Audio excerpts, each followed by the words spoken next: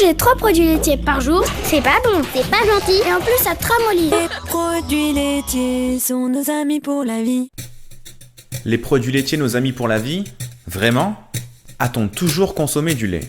L'homme est apparu sur Terre il y a environ 7 millions d'années. Et ce n'est qu'après la sédentarisation au Moyen-Orient il y a environ 6000 ans qu'il a commencé à consommer un peu de lait. Pendant près de 8000 ans, les Méditerranéens n'en consommaient quasiment pas, seulement un peu de fromage. Les Scandinaves en consommaient davantage, et retenez bien ça, tandis que les Asiatiques et les Américains n'en consommaient pas du tout. Zéro. Nib. Walou quoi. Ce n'est qu'à la fin du 19e siècle et l'invention de la pasteurisation puis de la réfrigération au 20e siècle que la consommation de lait s'est développée. D'abord aux États-Unis, puis en Europe après la Seconde Guerre mondiale, période de malnutrition.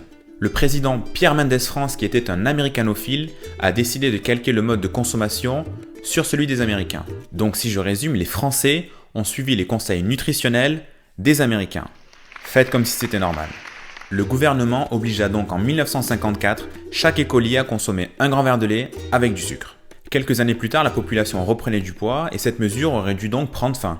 Mais non, les industriels avaient pris l'habitude de surproduire, il fallait donc trouver des débouchés à ce lait. Alors comment faire consommer en masse du lait à des personnes qui n'en ont pas besoin? La solution des lobbies a été de prétendre que les Français étaient en carence de protéines et de calcium. L'industrie laitière française, qui est la deuxième industrie laitière mondiale après les États-Unis, a donc commencé à faire de la propagande pour le lait. Il faut savoir que cette industrie emploie 180 000 personnes en France, qu'elle représente 20% du chiffre d'affaires industriel français et surtout qu'elle investit 500 millions d'euros chaque année en publicité. C'est donc avec tout son argent que l'industrie laitière a commencé à matraquer les Français avec des publicités mensongères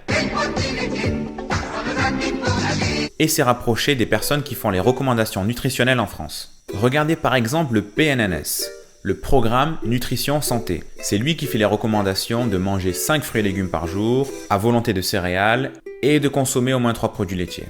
Le problème est qu'il n'y a aucune étude scientifique qui mène à cette conclusion. Alors la question est pourquoi le PNNS conseille-t-il de manger au moins 3 produits laitiers par jour? Serait-ce parce que le directeur du PNNS collaborait avec Candia? Ou que d'autres membres du PNNS travaillaient avec l'industrie laitière? Difficile à dire. Regardons les faits. L'Organisation mondiale de la santé, ou OMS, conseille de consommer environ 500 mg de calcium par jour.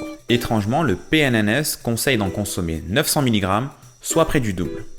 Bizarre. Les Français auraient-ils plus de carence en calcium que le reste du monde? Non, sauf qu'à minoritaire, les Français n'ont pas de carence en calcium. Alors il y a certes du calcium dans le lait, mais il y en a littéralement partout, comme dans les épinards, les brocolis ou encore l'eau minérale. En fait, avec des eaux minérales calciques, on peut couvrir la totalité de nos apports journaliers. Autre mensonge, l'ostéoporose. Le lait aide-t-il contre l'ostéoporose? L'industrie laitière a fait croire que le lait aidait à renforcer le capital osseux pour lutter contre les fractures et l'ostéoporose. Or, les pays qui consomment le plus de lait, comme les pays scandinaves, le Canada ou encore les États-Unis, sont les pays qui ont le plus d'ostéoporose, caractérisée par les fractures du bassin. Alors, est-ce dû au fait que ces pays qui sont au nord sont moins exposés au soleil et produisent donc naturellement moins de vitamine D qui aide à fixer le calcium sur les os?